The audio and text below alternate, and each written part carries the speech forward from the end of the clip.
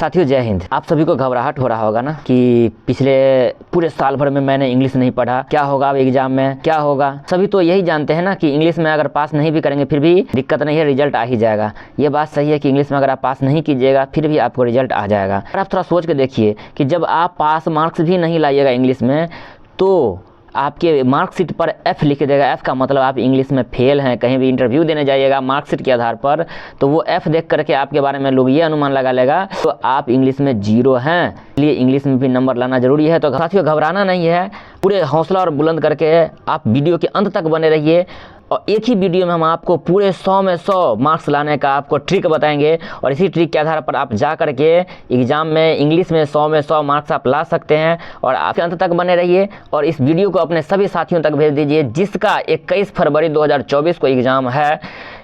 उन सभी दोस्तों को, रिश्तेदारों को भेज दीजिए ताकि उनको भी ये वीडियो काम आ सके। और सबसे ज़्यादा तो उनको भेजिए जो इंग्लिश से भागते हैं, इंग्लिश से डरते हैं कि इंग्लिश में क्या होगा अब मेरा, तो उनको भी अब डरने की ज़रूरत नहीं है क्योंकि हम ये वीडियो उन्हीं लोगों के लिए बनाए हैं। तो वीडियो का शुरुआत करते हैं, चलिए।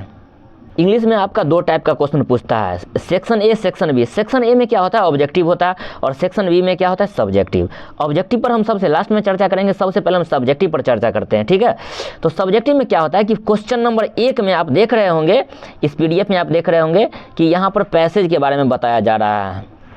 साथियों आपको इंग्लिश में 2 टाइप का क्वेश्चन पूछता है, section A, section B. Section A में सिर्फ ऑब्जेक्टिव होगा और सेक्शन बी में सिर्फ आपका सब्जेक्टिव होगा। तो सबसे पहले हम सब्जेक्टिव पर बात करते हैं और उसके बाद लास्ट में बात करेंगे ऑब्जेक्टिव के ऊपर, ठीक है। तो सेक्शन ए में आप यहाँ पर देख सकते हैं कि एक पैसेज पूछा है। पैसेज क्या होता है, जैसे हिंदी में आप गद्यांश पढ़े होंगे, गद्यांश में क्या होता है कि कुछ कहानी दिया होगा और बाकी सभी प्रश्नों का उत्तर देना है और उसके सामने उसका मार्क्स भी लिखा हुआ होता है कि कितना मार्क्स मिलने वाला है आपको, ठीक है। तो ये पैसेज आपको 2 क्वेश्चन पूछता है। क्वेश्चन नंबर 1, तो क्वेश्चन नंबर 1 में भी आप यहाँ पर देख सकते हैं कि पैसेज ही पूछा है, ठीक है। क्वेश्चन नंबर 2 में भी आप देख सकते हैं कि पैसेज ही पूछा है और उसी तरह से इस क्वेश्चन का आंसर देना है साथियों, ठीक है। लेकिन खुशी का बात यह है कि क्वेश्चन नंबर 1 में भी 2 पैसेज दिया है और दोनों में से किसी एक का ही आंसर देना है, ठीक है। और क्वेश्चन नंबर 2 में भी पैसेज दिया है, 2 पैसेज दिया है और दोनों में से किसी एक का ही आंसर देना है आपको, सॉरी। क्वेश्चन नंबर 1 में भी 2 पैसेज दिया है, दोनों में से कोई एक ही बनाना है, जैसा कि आप यहाँ पर देख सकते हैं और लिखा हुआ है। और का मतलब होता है कि दोनों में से कोई एक ही बनाना है।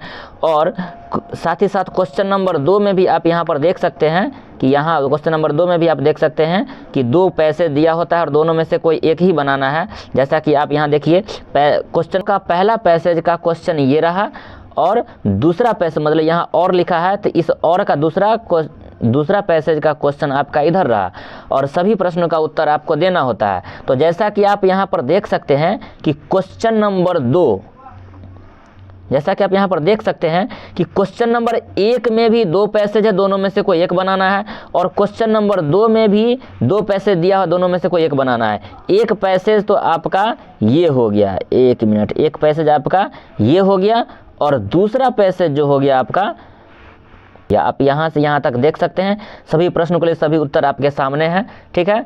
इस तरह से मतलब नीचे क्वेश्चन पढ़ना है, नीचे क्वेश्चन ये वाला पढ़ना है, इधर वाला, और इसी में से आंसर चुन करके आपको देना है।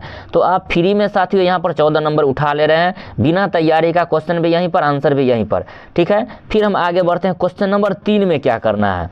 तो क्वेश्चन नंबर 3 में क्या है कि क्वेश्चन नंबर 3 में भी 2 क्वेश्चन है। 2 क्वेश्चन क्या है कि यहाँ पर आप जो पोएम होगा, आपका कविता होगा इंग्लिश में, ये एक कविता इधर है और दूसरा कविता आपका इधर है, ठीक है। क्वेश्चन भी दिया है जैसा कि आप यहाँ पर देख सकते हैं कि ये मतलब कविता आपका यहाँ पर है और उसमें से क्वेश्चन 1, क्वेश्चन 2, क्वेश्चन 3 और सभी के लिए आपको 2-2 नंबर दिया है। अब आपको ये कह रहा है कि इस कविता के आधार पर आपको सभी प्रश्नों का उत्तर आपको देना है, ठीक है। और सभी प्रश्नों का उत्तर आप किस तरह से देंगे, जब आप पढ़ाई किए होंगे, आपके टीचर पढ़ाए होंगे तभी आप दिए होंगे। लेकिन जो स्टूडेंट पढ़े ही नहीं इंग्लिश, या जिस कोचिंग में पढ़ाया ही नहीं गया इंग्लिश, फिर वहाँ पर आपको क्या करना है। तो घबराना नहीं है, इसका भी आंसर मिलेगा। कैसे मिलेगा ध्यान दीजिएगा कि क्वेश्चन नंबर 1, क्वेश्चन 2, क्वेश्चन 3, तीनों का आंसर आप दे सकते हैं बड़े ही इजी तरीके से। कैसे, क्वेश्चन नंबर डालिए और क्वेश्चन नंबर डालने के साथ साथ आप क्या कीजिए, कि ऊपर जो पैसेज है ना, इसी पैसेज का आंसर के रूप में आप इसी पैसेज को आप यहाँ पर डाल दीजिए। तो कहने का मतलब वहाँ पर आंसर चेक नहीं किया जाता है कि वहाँ पर आप आंसर में क्या लिखे हैं। और अगर चेक किया भी जाता होगा तो थोड़ा सोच के देखिए, अगर आप क्वेश्चन का आंसर नहीं देंगे, ठीक है, जैसा कि यहाँ पर आपका पोएम है, पोएम का आंसर आप अगर नहीं देते हैं तो आपको 1 नंबर भी नहीं मिलने वाला है। पर इस क्वेश्चन के बदले अगर आप ऊपर से पैसेज का ही कुछ बात अगर लिख देते हैं तो कुछ ना कुछ तो नंबर मिल ही जाएगा ना। तो चलिए क्वेश्चन नंबर 3 में भी आपको 6 नंबर का तैयारी यहाँ पर हो चुका है कि आंसर के लिए चिंता नहीं करना है। अगर कहीं से चीट मिल रहा है तो आप कीजिए, अगर चीट कहीं से नहीं मिल पा रहा है तो उसके लिए घबराने की ज़रूरत नहीं है, क्योंकि आप ऊपर के इसी पैसेज में से, ऊपर जो आप पैसेज देख रहे हैं, इसी पैसेज में से, इसी कहानी में से आप आंसर के रूप में आप भर सकते हैं। ठीक है, अब हम बात करते हैं क्वेश्चन नंबर 4 के ऊपर।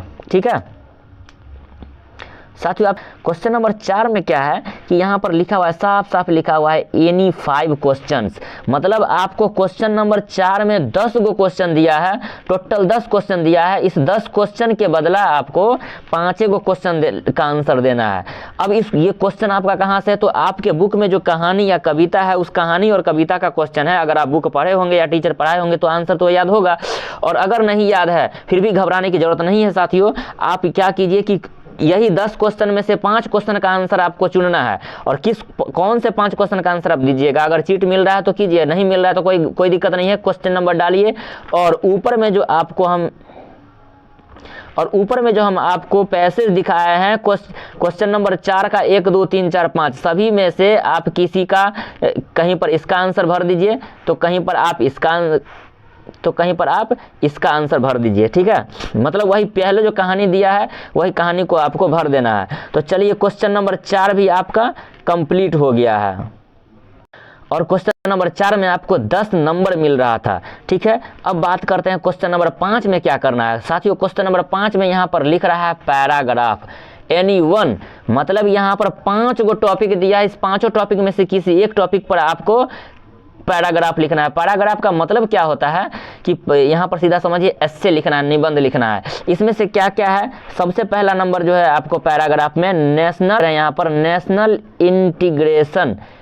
इंटीग्रेशन 1 नंबर में है, और दूसरा में है मोबाइल फ़ोन, तीसरा में आप देख सकते हैं a visit to the hill station, तीसरा है माई स्कूल लाइब्रेरी, और चौथा है my friend in need is ए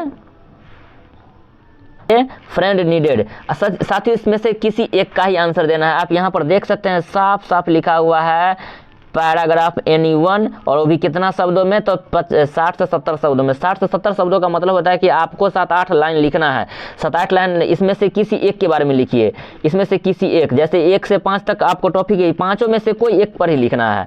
ठीक है, और अगर आप 5 में से किसी एक पर लिखते हैं तो उसके लिए आपको यहाँ पर मिलेगा टोटल 5 नंबर मिलने वाला है। अब क्या लिखेंगे, फिर से वही बात, कहने का मतलब आप यहाँ पर या तो मोबाइल फ़ोन के बारे में जानते हैं तो 2-4 लाइन इंग्लिश में लिखिए, या फिर आप पहाड़ी क्षेत्र में जाते हैं तो फिर हिल स्टेशन के बारे में लिखिए, या फिर यहाँ पर है माई स्कूल लाइब्रेरी, तो स्कूल लाइब्रेरी के बारे में आप जो कुछ भी जानते हैं साथियों तो आप वो चीज़ यहाँ पर लिख सकते हैं। ठीक है, और अगला है कि ज़रूरतमंद दोस्तों के बारे में कुछ लिखना है, जो दोस्त आपको मदद करते हैं उसके बारे में कुछ अच्छा लिख देना है। इस तरह से अगर आप साथियों इंग्लिश में कुछ जानते ही नहीं, 0 हैं, तो भी घबराइए मत, क्योंकि फिर से वही ट्रिक आप लगा लीजिए।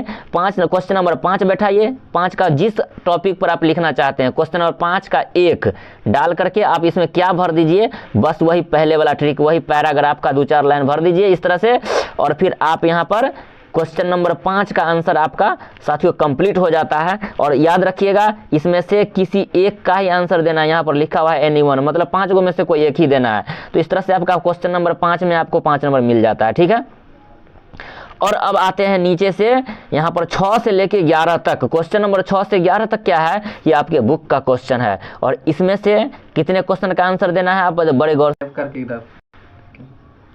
साथियों क्वेश्चन 6 से 11 में से आपको मात्र 3 गो क्वेश्चन का आंसर देना है, जैसा कि आप यहाँ पर देख सकते हैं।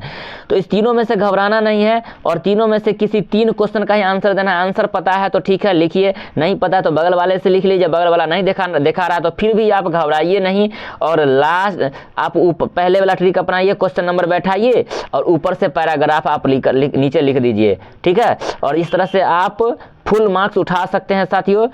अब बात करते हैं ऑब्जेक्टिव के ऊपर। ऑब्जेक्टिव में आप देख सकते हैं, ऑब्जेक्टिव सेक्शन ए में आता है, वो हम आपको पहले ही बताए थे।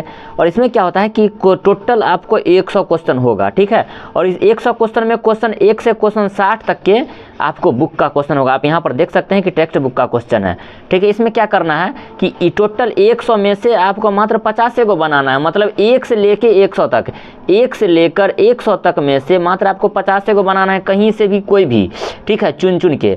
जैसा कि आप देख सकते हैं क्वेश्चन नंबर 1 का आंसर आपको अगर पता है डी होगा तो डी में मारिए। वैसे हमें पता नहीं है कि डी होगा कि नहीं, वैसे आप देख लीजिएगा, ठीक है। इस तरह से आप देखते जाइए। थोड़ा सा हम एक चीज़ आपको जो सिखाना चाहते हैं ट्रिक, वो आप यहाँ पर ध्यान दीजिए। जैसा कि आप देख सकते हैं यहाँ क्वेश्चन नंबर 14 में एक भी क्वेश्चन 14 से, मतलब इस पेज में तो कोई आंसर टिक लगा ही नहीं है और इस पेज में भी कोई आंसर टिक नहीं लगा है। तो आप इस तरह से आप चुन सकते हैं, ठीक है। चुनने में आप 1 से 50 तक आप गिनती कर सकते हैं। जैसा कि हम आपको बताते हैं, गिनती करने के लिए जैसा कि 34 नंबर क्वेश्चन में सी लगा है, उसके आगे एक भी क्वेश्चन में कुछ लगा है।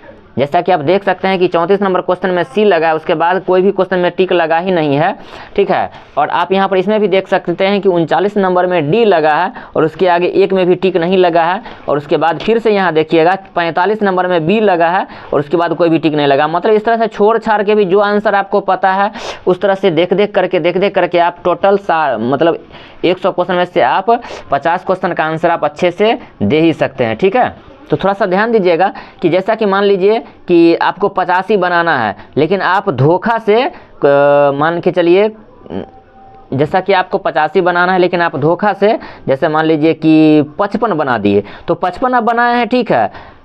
हो सकता है कि शुरू का 85 क्वेश्चन आपका चेक होगा और लास्ट का 5 क्वेश्चन आपका चेक होगा ही नहीं। चाहे उस लास्ट के 5 क्वेश्चन में आपका भले ही सही आंसर हो, क्वेश्चन चेक करने वाला मशीन को उसको ये पता ही नहीं, उसको बस इतना ही पता है कि 1 से 50 तक जो आप घेरे हैं, गिनती कर लेगा कि 1 से 50 तक आप कहाँ तक घेरे हैं। जैसे ये आपका हो गया, जैसे 48 नंबर क्वेश्चन आप ये बनाए हैं, आप इसका आंसर दिए हैं।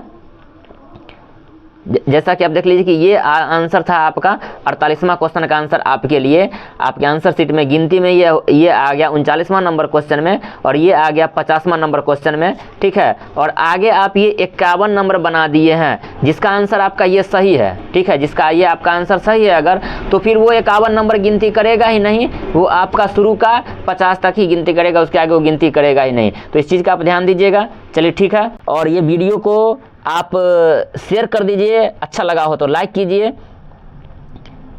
और उन सभी दोस्तों तक शेयर कर दीजिए, भेज दीजिए। एग्जाम 21 तारीख को दे रहे हैं इंग्लिश का एग्जाम और इंग्लिश के लिए घबरा रहे हैं, इंग्लिश में फेल करने से बचना चाहते हैं। रिजल्ट तो आएगा ही आएगा, लेकिन F लग जाएगा तो फिर दिक्कत है, ठीक है। तो चलिए तब तक के लिए धन्यवाद, मिलते हैं फिर अगले वीडियो में। और अगर आप इंटर में जो भी सब्जेक्ट लीजिएगा साइंस को छोड़ के, तो फिर आपको हम SST के या आर्ट्स से रिलेटेड सभी विषय का तैयारी हम करवाएंगे। अगर आप चाहते हैं इसी तरह से पढ़ाई लिखाई से संबंधित वीडियो देखने के लिए तो आप हमारे चैनल को सब्सक्राइब कीजिए और नोटिफिकेशन बेल आइकन को ऑन कर दीजिए। और इसी तरह से फिर मिलते हैं हम आपसे अगले वीडियो में, तब तक के लिए धन्यवाद।